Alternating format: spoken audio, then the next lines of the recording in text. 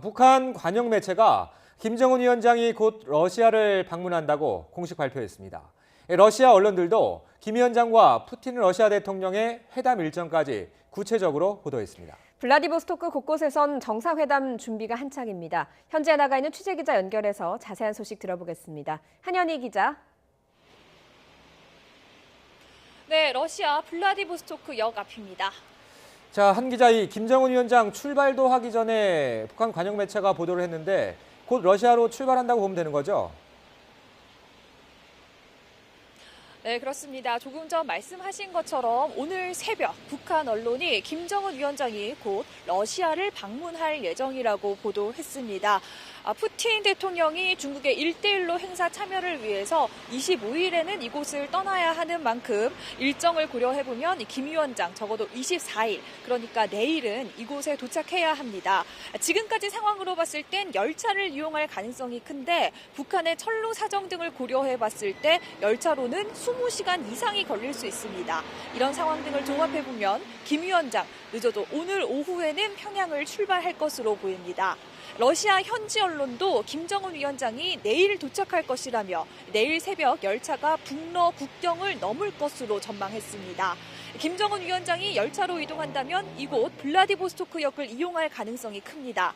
이른 시간부터 취재진 접근을 엄격하게 막고 있는데요. 벌써부터 긴장감이 느껴집니다. 지난 17일 김정은 위원장의 집사로 불리는 김창선 부장이 이곳을 사전 답사하는 모습이 포착되기도 했고, 또 낮에는 직원들이 역사 곳곳을 물청소하는 등 손님 맞이 준비를 하는 것으로 알려졌습니다. 네, 극동 연방대학이 회담장으로 유력하게 거론되고 있는데 그곳에서도 준비 작업이 한창이라고요?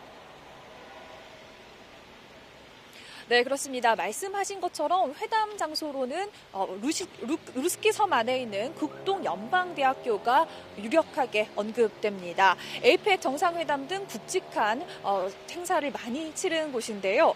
저희 취재진이 어제 학교 내부를 둘러봤는데 큰 행사 때마다 주요 회담이 열렸던 건물은 물청소가 한창이었습니다. 내부에는 북한과 러시아 국기 사이에 한글로 환영합니다라는 글귀가 적힌 현수막이 걸려 있었는데요.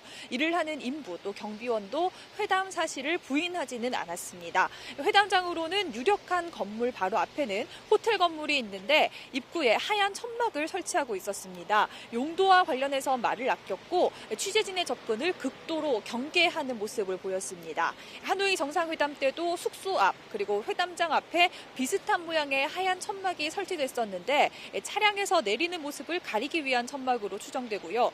블라디보스토크 시내에 정상급의 묵을 숙소가 거의 없는 점을 고려해보면 김정은 위원장과 푸틴 대통령 모두 학교 안 호텔에서 묵을 가능성이 큰 것으로 보입니다.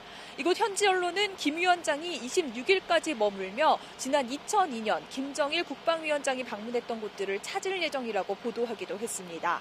원래 평양에서 이곳 블라디보스토크에는 월요일과 금요일에 정기 운항편이 있는데 화요일인 오늘 오전 특별편이 편성됐습니다. 경호원과 북한 취재진 등이 미리 입국해서 사전 준비를 진행할 것으로 보이는 만큼 이들이 입국하면 북러 정상회담의 윤곽이 조금 더 드러날 것으로 보입니다.